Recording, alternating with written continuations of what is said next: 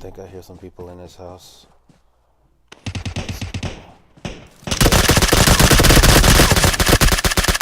Okay. This guy is trying to hide. I see him. Oh my. Did.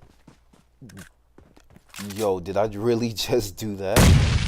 What's going on, guys? It's your boy Kovu back with another video for you, and unfortunately I wasn't able to record the gameplay audio, so I'm just going to put music in the background and basically just talk about, you know, how I learned Claw and like what the steps that I took to perfect it and strategize and play the way I play, how my movements are smooth now, and basically like go in depth of how I play and how I think when I'm playing. And first off, I will admit that I was that guy that wasted so much money on buying these L1 R1 triggers because I was so used to playing on console that I just wanted something to make my phone feel more like a controller.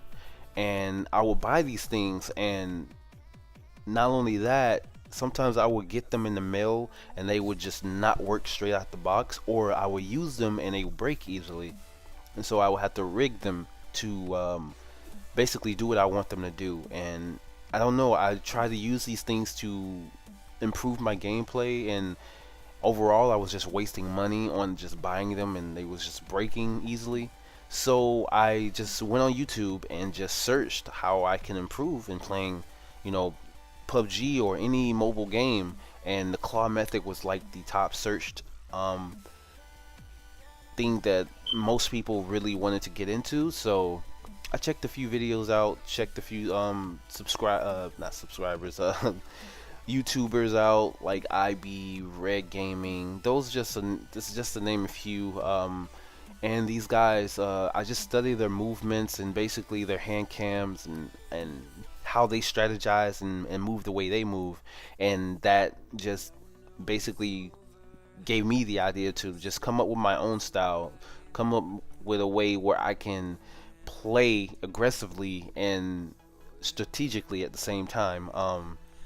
So after doing that, I would get on late at night because the action would like really die down, like really late at night, and I would just hop into arcade mode, or like I really didn't use the training room as much, so I would just hop into the arcade mode because not only learning claw is one way of improving, you have to learn how to strategize and you have to learn how to be under pressure when playing this way. And arcade mode helped me because it's really chaotic and you don't really come across that many bots in arcade mode, so I used that as my advantage, and it kind of really pushed me and made and pushed my muscle memories in my hand to like really get used to tapping the buttons on top of the screen while holding my phone and touching and using my thumbs at the same time and using my index fingers at the same time. And now I am uploading videos showing you guys how to quick scope and jump shot, and I'm trying to learn how to drop shot. Well, you like right here, like I jumped out the window predicting my enemy's moves. She ran through the building and jumped out the window, and she almost had me, but I thought like 5 moves ahead, well, maybe I should just jump out the door. And as you saw that I achieved that with doing the claw method. And it's things like that, like you gotta have fast reaction times. Like, let's say going in the training room and just practice on the dummies and basically just work on your reaction time. I usually put myself through drills. So these drills, what I do would, as you can see in my heads up display, my peek and lean is like under my jump button, and I will go around like the walls, and I would just peek around and shoot the targets back and forth. Like I would just run and do that, or I would jump shot them, or I would quick scope them. Those are the type of drills that I did. I did not just stay in one spot and like drag scope until I hit a marker. Like that doesn't work for me. I had to literally get into the game, which is why I play arcade mode. It put me under that pressure, and honestly, it just made me better at this. And now I sit back and I look at my videos and I'm like, oh man, I just wish I was known for like the way I'm playing. But at the same time, it's like everyone can play like this. It's like an easy method. It just takes time to, you know, perfect.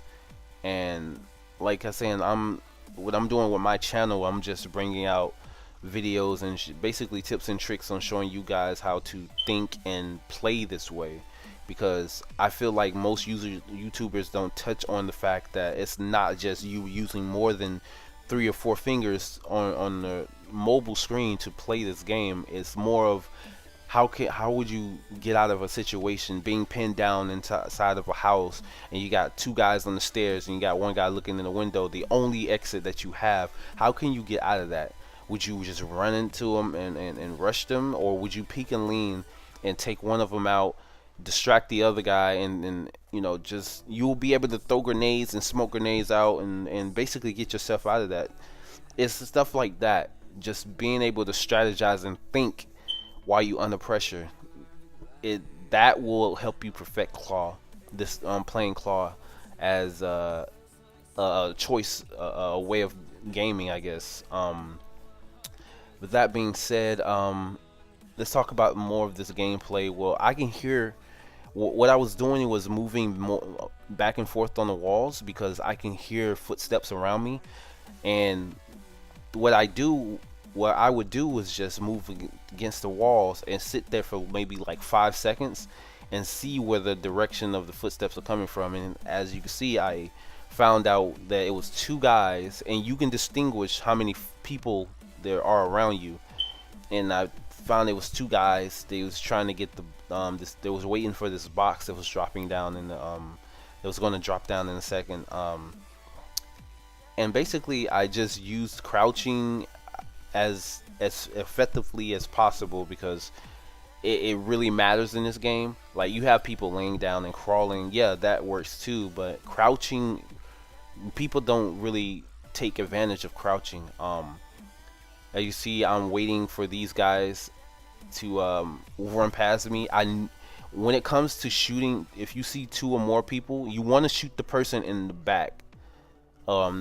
You do not want to shoot the person in front, because it gives the person in the back more time, a quicker opportunity to see you and spot you and take you out quick. So you want to take the guy out in the back first. As you saw, I cleaned these guys up, and I use peek and lean while I'm rushing and playing aggressively, and I will check the corners just to make sure that, like, you know, no snakes are in the corners.